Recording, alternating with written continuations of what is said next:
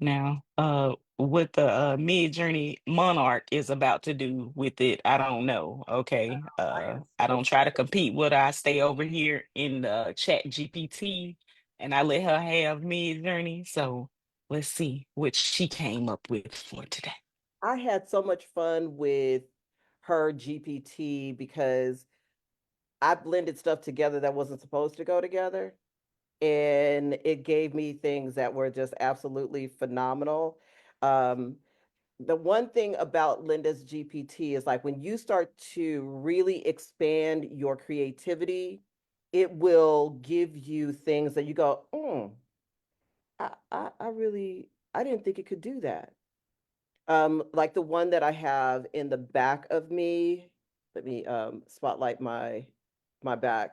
This is a piece of artwork that I had that had a black and white image with pink flowers around it. And then I blended it with an abstract art piece. And that's how I got this background.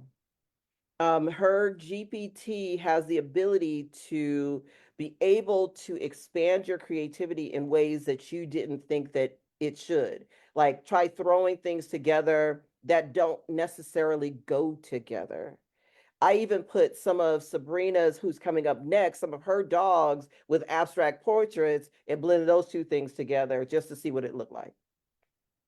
And that is taking your GPTs that you're going to be purchasing and using them to create things that are not like anyone else's.